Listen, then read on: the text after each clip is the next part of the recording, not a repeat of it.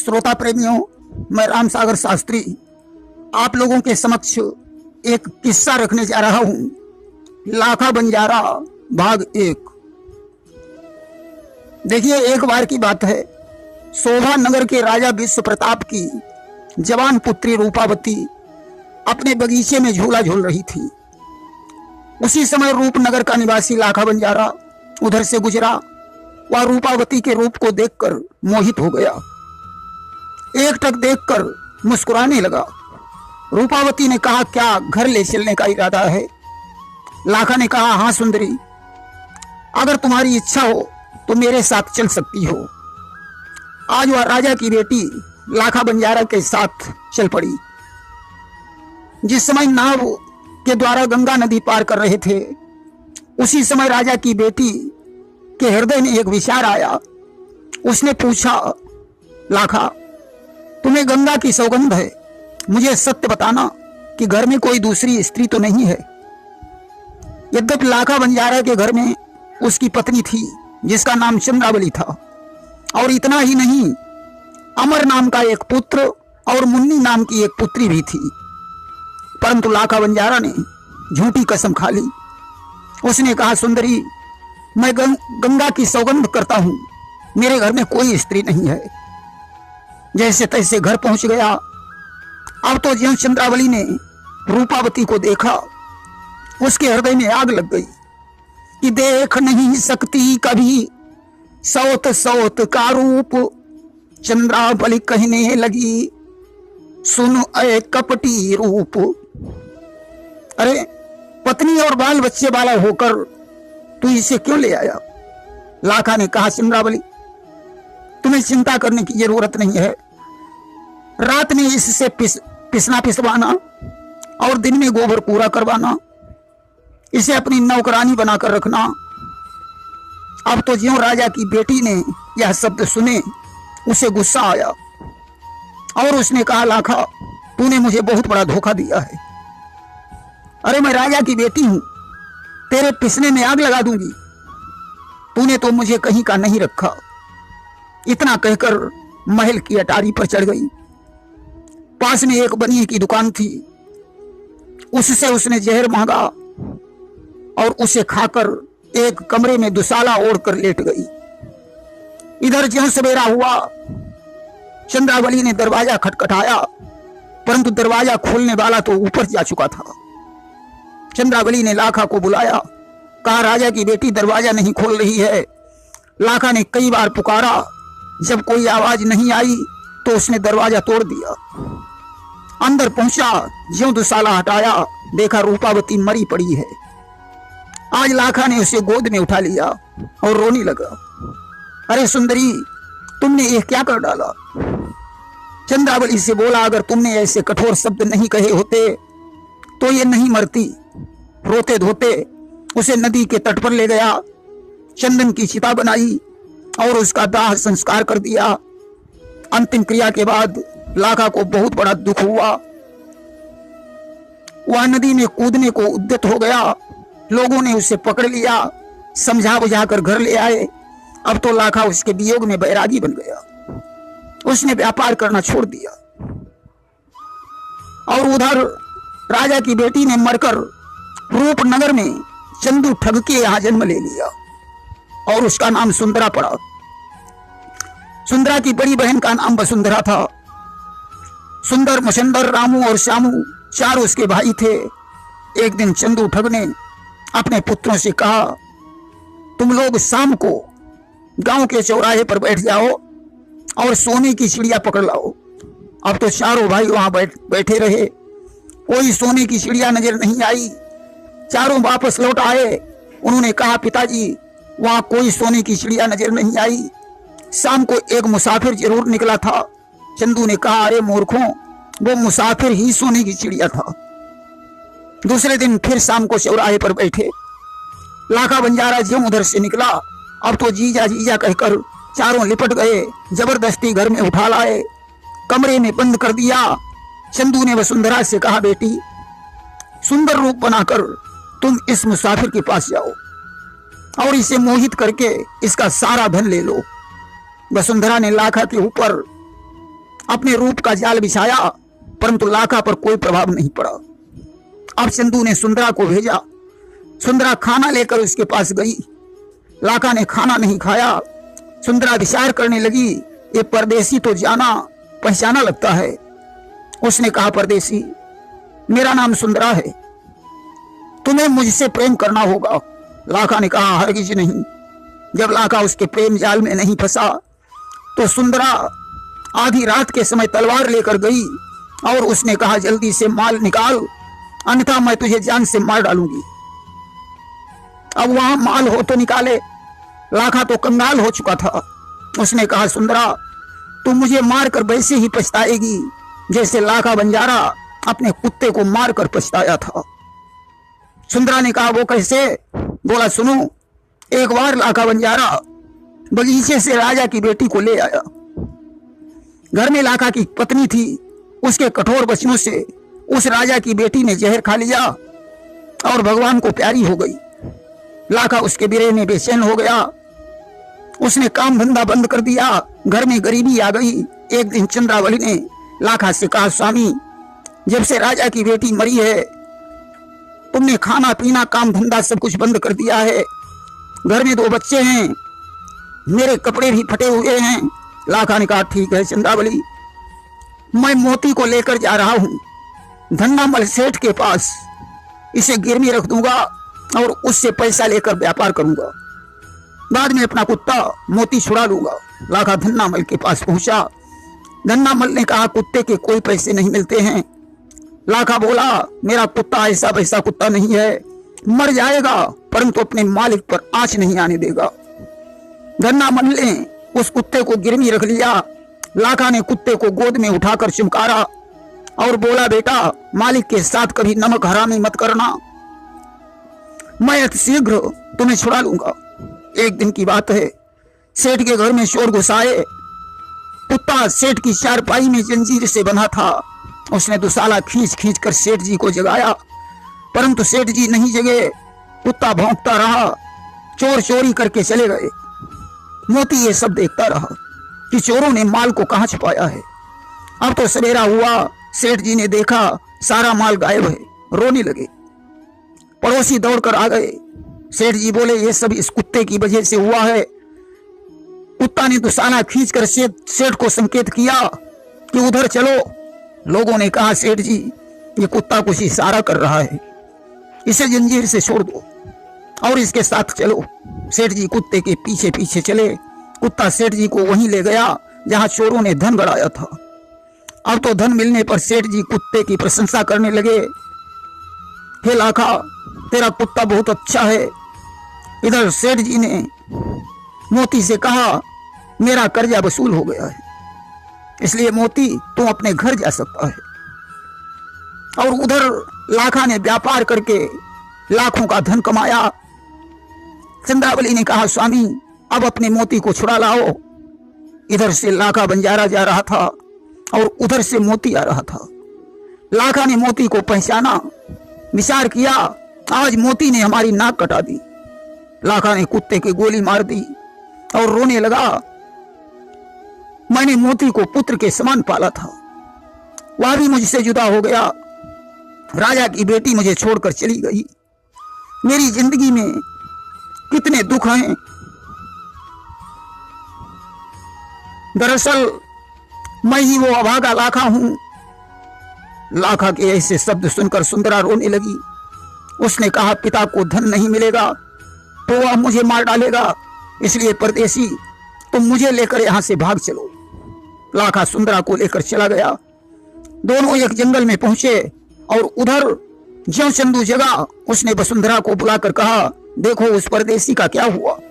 सुंदरा ने देखा कमरे में कोई नहीं। अब तो सभी रोने लगे, हाय वो परदेसी कितना ठग निकला। वसुंधरा कह रही थी, मुझ में क्या कमी थी जो उसने मुझे रिजेक्ट कर दिया। चंदू ने चारों भाइयों को भेजा, जाओ परदेसी को ढूंढो। चारों उसकी खोज करने लगे। उधर लाखा विचार करता है, अब मैं इसे लेकर घर कैसे जाऊं। उसने कहा, सुंदरा अब तुम अपने घर चली जाओ। सुंदरा बोली, नहीं, अब तो मुझे तुम्हारे ही साथ रहना होगा। उधर चारों भाइयों को जब पता नहीं चला तो वे वापस लौट गए। चंदू ने कहा, मेरा विचार कहता है वो परदेसी शोभा नगर में मिलेगा, इसलिए तुम चारों लोग वहां जाओ। इधर सुंदरा लाखा के साथ चली। चलते चलते थक गई, उसे प्यास भी लग रही थी। लाखा ने कहा, थोड़ी दूर और चलो। दोनों शोभा नगर में पहुंच गए। एक बगीचे में एक कुआं था, कुएं से लाखा ने पानी भरा, सुंदरा को पिलाया, वृक्ष की छाया में बैठ गए। चारों भाई भी वहां पहुंच गए, दोनों को पकड़ लिया। गांव वाले आ गए। चारों ठग के पुत्र बोले, ये मेरी बहन को भगा कर ले जा रहा है। लाखा ने कहा, मैं आज ही विदा करा के आया हूं। राजा के गुप्तचरों ने उन्हें राजा विश्व प्रताप की कचहरी में पहुंचा दिया। राजा ने चारों ठगों से पूछा, तुम कौन हो? उन्होंने कहा, महाराज हम सिंधु ठग के पुत्र हैं, ठगी का काम करते हैं। कुछ दिन पहले मैंने इस परदेसी से जीजा कहकर ठगना चाहा, आज यह सचमुच मेरी बहन को भगा लाया। राजा ने लाखा से पूछा, तुम कौन हो? लाखा विचार करने लगा, ये वही राजा है जिसकी बेटी मैं भगा कर लाया था। पहचान होने पर ये मुझे फांसी पर लटका देगा। आज तो उसने अपना नकली नाम बताया, महाराज मेरा नाम पन्नालाल सेठ है, मैं कंचनपुर का निवासी हूं। यह लड़की अपनी मर्जी से मेरे पास आई है। राजा ने कहा, बेटी तुम घर जाओगी या परदेसी के साथ जाओगी, सोच समझ लो, मैं तुम्हारा फैसला कल करूंगा। इधर लाखा बंजारा जब घर नहीं पहुंचा तो चंद्रावली चिंता में डूब गई। उसने सपना देखा कि लाखा घोर संकट में है। पड़ोसन ने समझाया, सपने सत्य नहीं होते हैं, धीरज रखो, तुम्हारे स्वामी शीघ्र आ जाएंगे। इधर राजा विश्व प्रताप महलों में पहुंचे।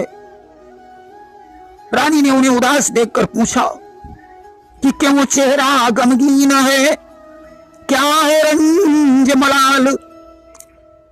अपनी प्यारी से कहो प्रीतम दिल का हाल। राजा ने कहा, रानी जिस मुसाफिर को मेरे गुप्तचर पकड़ कर लाए हैं उसकी शक्ल लाखा जैसी लगती है, परंतु उसके साथ में जो लड़की है वह अपनी रूपावती नहीं है। इधर राजा के सो जाने के बाद रानी लाखा के पास गई और पहचान कर वापस लौट आई। उधर चारों ठग विचार करते हैं, ऐसा न हो राजा हम लोगों को फांसी पर लटका दे। लाखा मन में सोच रहा है, पता नहीं कल मेरा क्या होगा। उधर चंदू ने वसुंधरा से कहा, बेटी बेचारों तो लौट कर नहीं आए, अब तू ही कुछ करिश्मा दिखा। उसने कहा, पिताजी मैं शरद पूर्णिमा को जादू चलाकर सभी को बुला लूंगी।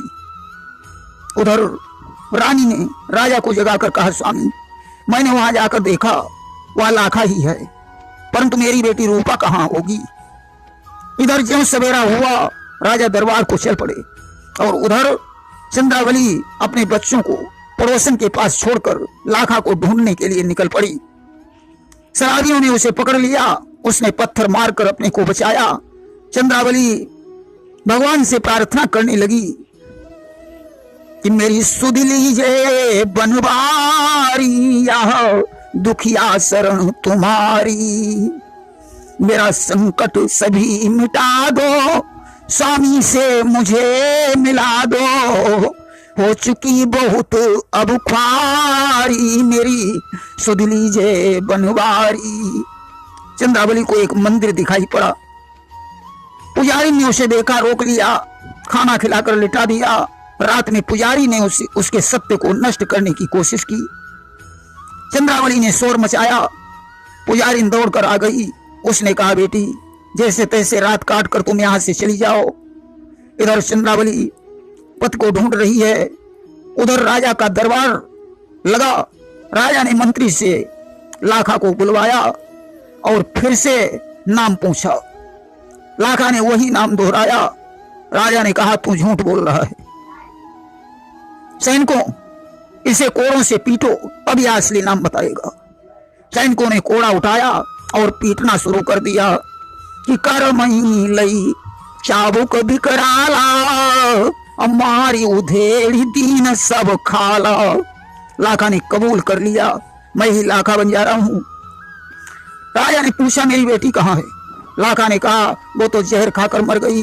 राजा ने कहा तूने मेरी बेटी को मार डाला होगा, तू इस लड़की को भी मार डालेगा। राजा मंत्री से बोले मंत्री जी कल लाखा को फांसी दिलवा दीजिए। लाखा को काल कोठरी में कैद कर दिया गया। इधर प्रातःकाल राजा के सिपाही लाखा को फांसी देने की तैयारी में लगे रहे। उधर सुंदरा ने लाखा को नहीं देखा, बेचैन हो गई। लोगों ने बताया लाखा की फांसी होने वाली है। सुंदरा ने सोचा मैं अपना नाम रूपावती बताकर लाखा को छुड़ा लाऊंगी। उधर राजा विश्व प्रताप महल में पहुंचे। रानी ने पूछा उस परदेसी का क्या हुआ? राजा बोले उसे कल फांसी दी जाएगी। रानी ने कहा मेरी बेटी रूपा कहाँ है? बताया रूपा तो मर गई। रानी विलाप करने लगी, हाय इस दुष्ट लाखा ने मेरी बेटी रूपावती को मार डाला है। ऐसे हत्यारे को फांसी जरूर होनी चाहिए। अब तो ज्यों सवेरा हुआ। राजा ने कहा मंत्री जी लाखा को फांसी दिलवाओ।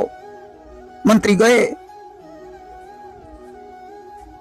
उन्होंने सिपाहियों द्वारा लाखा को काल कोठरी से बाहर निकाला। त्यों ही उन्हें सुंदरा मिल गई। उसने कहा मंत्री जी मेरे स्वामी निर्दोष हैं, उन्हें फांसी मत दिलवाइए। मंत्री ने कहा यह बात तुम्हें महाराज से कहनी होगी। मंत्री ने लाखा को जल्लादों के हाथ में सौंप दिया और सुंदरा को लेकर महल में पहुंचे। राजा से कहा महाराज यह लड़की आपसे कुछ निवेदन करना चाहती है। राजा ने उसे अंदर बुलाया। सुंदरा बोली राजन लाखा निर्दोष है, आपकी बेटी जहर खाकर मर गई। रानी बोली तुम दोनों की मिली भगत है, उसे फांसी जरूर होगी। सुंदरा ने कहा आपकी बेटी बाग में झूला झूल रही थी,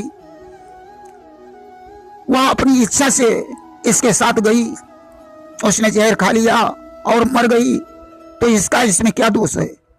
रानी ने कहा तुम्हें यह सब हकीकत कैसे पता है? सुंदरा ने कहा दरअसल मैं ही रूपावती हूं, चंदू ठग के यहाँ मेरा दूसरा जन्म हुआ है और मुझे सुंदरा नाम से जाना जाने लगा। राजा ने मंत्री से कहा मंत्री जी फांसी को रुकवा दीजिए। उधर जल्लाद लाखा को लटकाने वाले ही थे, तब तक मंत्री जी पहुंच गए। फांसी रोक दी गई। लाखा सुंदरा को धन्यवाद देने लगा, तब तक राजा भी वहां पहुंच गए। उन्होंने कहा यह मेरी ही बेटी रूपा है। अपने महल में ले आया और वहां ठहरा दिया।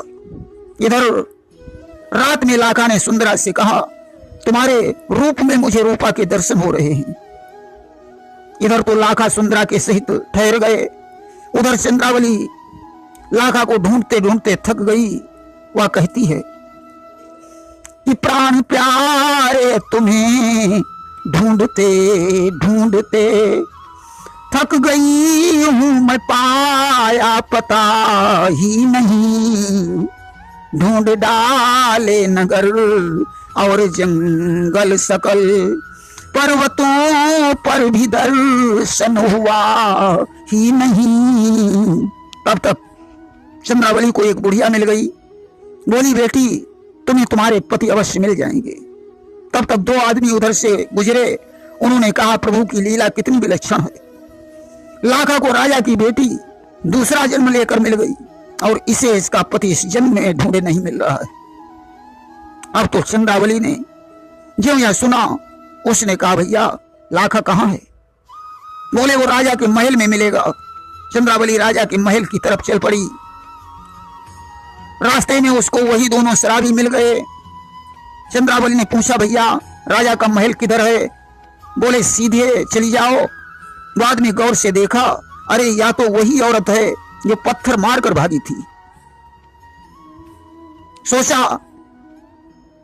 बदला लेने का अच्छा मौका है। उन्होंने उसे पकड़ लिया, लेकर चल पड़े। पुन्ना और झुन्ना ने उसे छुड़ा लिया। कि आए थे जो ईश्वर बनकर अबला की लाज बचाने को, मोहित हो उद्यत हुए वही नारी का सत्य डिगाने को। छुड़ाने के बाद पुन्ना और झुन्ना उसे पत्नी बनाने पर उतारू हो गए। जैसे तैसे चंद्रावली उनके चंगुल से बच पाई। इधर चंदू ने वसुंधरा से पूछा, बेटी पूनों की रात कब आएगी? बोली, पिताजी अभी बहुत दिन है। चंदू ने कहा, तब तक तो मैं सुंदरा को याद करके मर जाऊंगा। उधर लाखा बंजारा और सुंदरा प्रेम से बातें कर रहे हैं।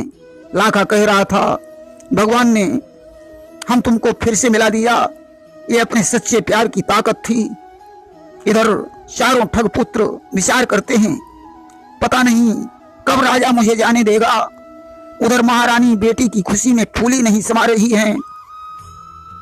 उनका विचार था बेटी और दामाद को यहीं रखेंगे। तब तक सुंदरा आ गई। उसने कहा, माँ जी अब मेरे चारों भाइयों को घर जाने दो। चारों को राजा ने मंत्री द्वारा महल में बुलवाया। सुंदरा ने अपने भाइयों से कहा, ये भी तुम्हारे माता पिता हैं, इनके पैर छुओ। पैर छूने पर राजा और रानी ने आशीर्वाद दिया। खजाने से कुछ धन मंगाकर उन्हें प्रदान किया और राजा ने कहा, ठगी का धंधा बंद करके इससे व्यापार करो। सुंदरा ने कहा, अब तुम चारों लोग घर जाओ, पिता और बहन से मेरी नमस्ते कह देना। रास्ते में जब वे चारों जा रहे थे तभी उन्होंने लोगों के मुंह से सुना प्रलय आने वाली है। इसलिए उन्होंने विचार किया, जब प्रलय आने वाली है तो धन का क्या होगा। उन्होंने सारा धन रास्ते में ही खर्च कर डाला और रूपनगर को लौट आए। इधर लाखा ने रात में सपना देखा कि चंद्रावली बच्चों को छोड़कर मेरे पास आ रही है। वह सपना देखकर चौंक पड़ा। उसने सुंदरा से कहा, प्रिय अब मुझे घर जाना पड़ेगा, ससुराल में रहना ठीक नहीं है। सुंदरा ने कहा, मैं पिताजी से बात कर लूंगी। बेटी ने सुबह पिता से आज्ञा मांगी। राजा बोला, ये घर भी तुम्हारा है। सुंदरा ने कहा, मेरी बहन घर में दुखी होगी, रानी को बड़ा कष्ट हो रहा था। राजा ने कहा, बेटी पराया धन होती है, उसे जाने दो। मिलन और जुदाई संसार का नियम है। कुछ धन प्रदान करके राजा ने सुंदरा को शिक्षा प्रदान की। पुत्री तन मन धन से अपने पति की सेवा करना, अपनी सौत के साथ बहन जैसा व्यवहार करना, उसके बच्चों को अपने बच्चे समझना। इधर तो राजा ने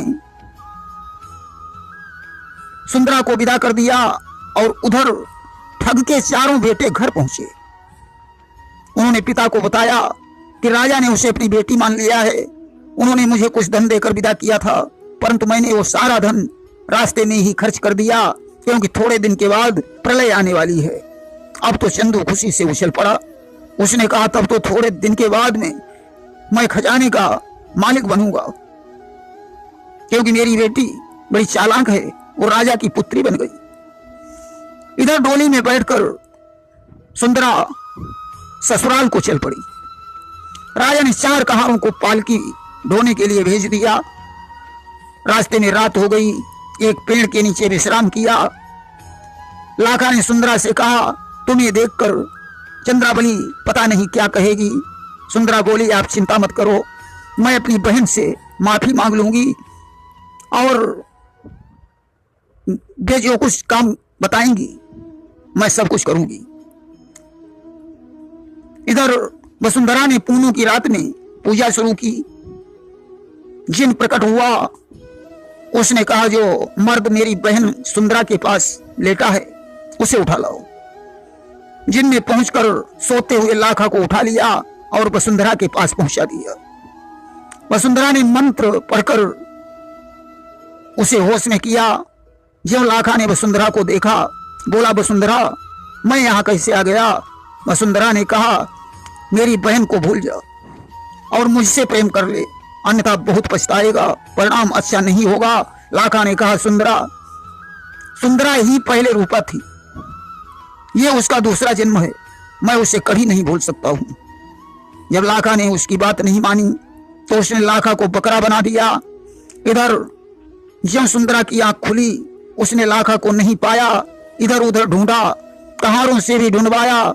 जब लाखा नहीं मिला तो कहारों ने कहा, तुम राजा के पास चली जाओ, वे ढूंढने में तुम्हारी मदद करेंगे।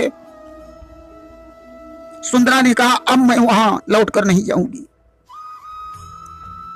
तो कहाँ राजा के पास चले गए। इधर सुंदरा पति को ढूंढने के लिए चल पड़ी। प्रेम से बोलिए वृंदावन बिहारी लाल की जय।